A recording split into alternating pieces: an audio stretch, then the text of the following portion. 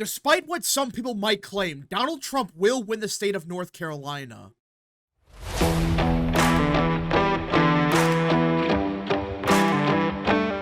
What is up, people of the internet? It is me, Real American, back in with a new video, and today we had to talk about the 2024 presidential election because many people are claiming that Donald Trump is gonna lose the state of North Carolina. Yeah, that's right. Despite virtually every data point indicating Trump's gonna win North Carolina, the same people that said Trump was gonna lose in a historical landslide back in 2020, they're back. And they're claiming the same horseshit they pushed just 4 years ago. I mean, come on now. We're starting this again with blue North Carolina. Now, I want to be clear. I am not denying the possibility of Harris winning North Carolina. It's possible. That's not my problem here. My problem is a bunch of Democrats and even some Republicans. They're now pushing the same crap they pushed back in 2020 where Donald Trump's going to lose North Carolina for sure. And even the ones that are not saying that, they're basically saying it's going to be the closest state of 2024. That means Trump's down in Pennsylvania, Michigan, and Wisconsin by a shitload. It's so bad that North Carolina is the real 50-50 state. Not Pennsylvania, not Michigan, not Wisconsin, not even Arizona. Yeah, I really don't get how some people can claim that. Just look at 2020. North Carolina voted for Trump by just under a point and a half. Okay, it was relatively speaking close, but Trump still won it by over a point. Look at Georgia. Trump lost it by 0.25%. Arizona, same deal. Wisconsin, he lost by 0.5%. Even Pennsylvania was closer than North Carolina. So looking just at the 2020 results, the only way you could argue that North Carolina will be the closest state is if you're claiming the national environment for Trump is even worse than 2020 was. That's crazy to claim, especially right now. Even the polls they're quoting are showing, at best, there is no shift from 2020. So how in the world are you going to claim, oh yeah, North Carolina will be the closest state of the cycle, Pennsylvania's gone for Trump? Really? Because if North Carolina is the closest state of the cycle, that's worst case scenario for Trump. You're talking about even a state like Texas being much closer than it should be. Which, by the way, now people are claiming Texas will be down the wire. It's unbelievable. And for those that don't believe me that there are some people pushing this, look at 538. Yeah, these clowns are back. And you can make the argument that they've gotten worse since 2020. Yeah, that's right. Despite getting rid of Nate Silver, who everyone thought was the problem, which he's still a hack, but somehow they got someone even more incompetent than Nate Silver to run 538. Just look at this forecast here. Look at this. Wisconsin. Harris has a 61% chance of winning Wisconsin. Michigan, 62% chance of winning. Look at North Carolina, 50-50.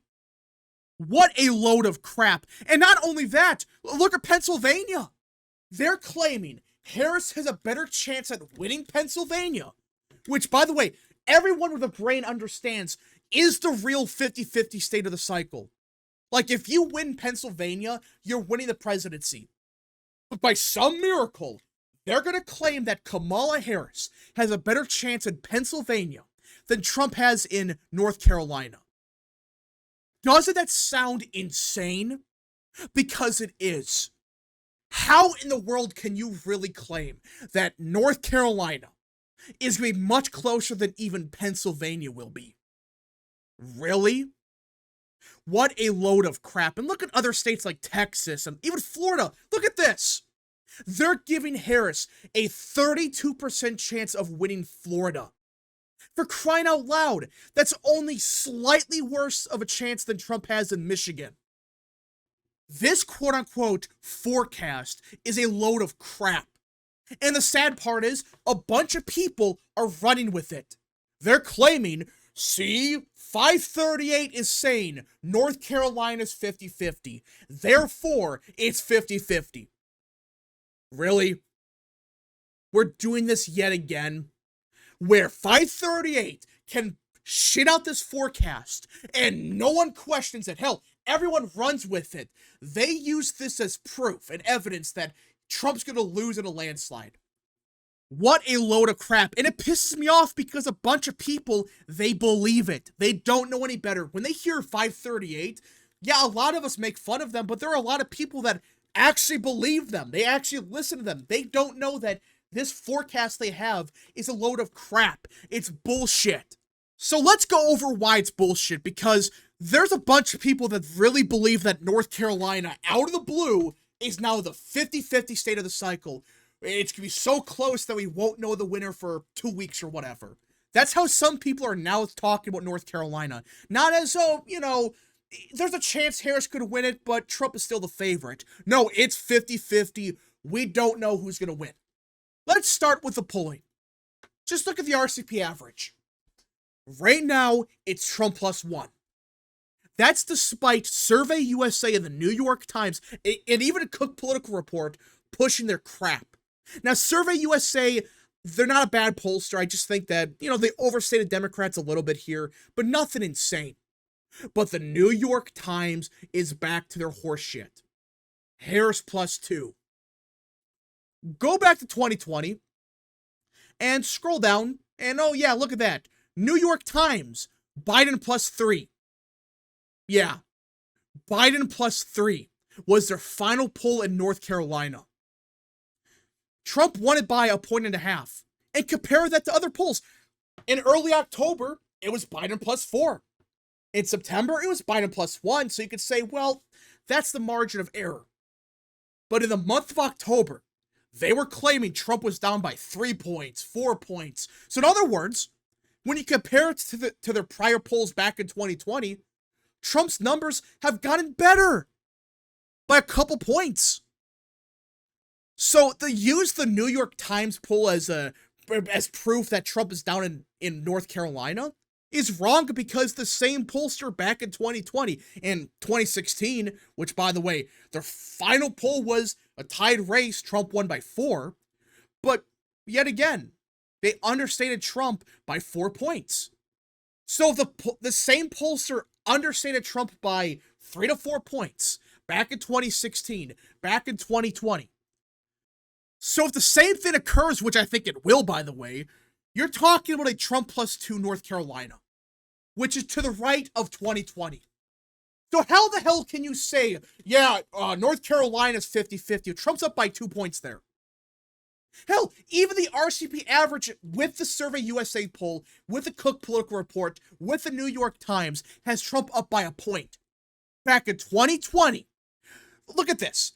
The RCP average for the entirety of the election, except for a couple days in August, and at the very end because of insider advantage, they had Biden up by 2 points, 3 points. Hell, in early August, it was Biden +5. 2016, it was even worse. Look at this. As late as October 31st, they had it Clinton +3. That's a 7-point miss. And even their final, it was Trump +0.8. That's still a 3-point miss. The fact is, Trump is still up by 1 point in North Carolina in the RCP average. That's without factoring in Cornel West, Jill Stein, and RFK's endorsement. This is just the head-to-head result. And Trump's up by 1 point. I'm not saying Trump's going to win by 5 points or whatever, but history indicates that Trump's margin of victory right now in North Carolina is probably 2 to 3 points at the bare minimum. Maybe closer to 4. Now, that's not my prediction, but that's what history shows us. That in 2016 and 2020, the polling understated Trump by 3 to 4 points in the state of North Carolina. And at some polls, it was like Biden +7, Clinton +10. So in some polls, it was even worse. So how the hell can you say, yeah, Trump being up by 1 point in North Carolina, that's bad news for him? No. If we see the same polling miss, you're talking about Trump winning North Carolina by an even wider margin than 2020. Hell, if it's as bad as 2016, it's a larger win for Trump than 2016. when he won by just under 4 points. This is not a 50-50 state. It's, like 70-30. Fine, if you say that, that's one thing. But to claim it's 50-50 and Harris is gonna win the state for sure, you're delusional. But the polls are not even the only thing showing Trump is doing good in North Carolina. Look at the voter registration, which I know it's not everything, but look at this. Back in November of 2020, Democrats had a voter registration advantage of 400,000 voters. Right now, it's only 133,000. That's a decline of, 260,000 voters? I know some of this is because of ancestral Democrats that were voting Republican anyways, but now they turn Republican. I get that. But not all of that is because of that. There's a bunch of new voters in North Carolina that are Republican. That's a fact. You can look at the data yourself. And even in the month of July, despite this Harris surge, Republicans gained 6,300 voters. Democrats only gained, they lost 722 voters. So tell me, is this just because of ancestral Democrats that's causing this Republican surge? Part of it, maybe. But even in the month of July, when Democrats had an enthusiasm surge, they still lost voters. That's not good. How can people look at that and say, yeah, this proves North Carolina is shifting Democrat? I'm not denying the idea that Harris could do better in North Carolina. Fine.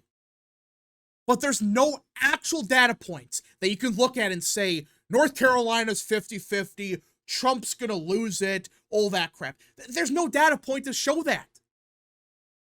Again, we just gotta see what happens. It could be closer, I get that. But does this really look like a 50-50 state when, since 2020, Republicans have a net gain of 260,000 voters? That's a lot. That's not just, a couple thousand. You're talking about a state that Trump won by 80,000 votes, having a net gain of Republicans of 260,000 voters. That's a huge margin. That's not just small. That's not just a small shift. That's a massive shift. You don't see those type of shifts and nothing occurs. Hell, it actually goes the opposite direction. Anyways, folks, thank you so much for watching. If you guys did enjoy this video, smash the like button down below, subscribe, share with your friends, hit that little bell, follow the social media accounts in the description down below, and of course, join the channel today. Godspeed to all of you.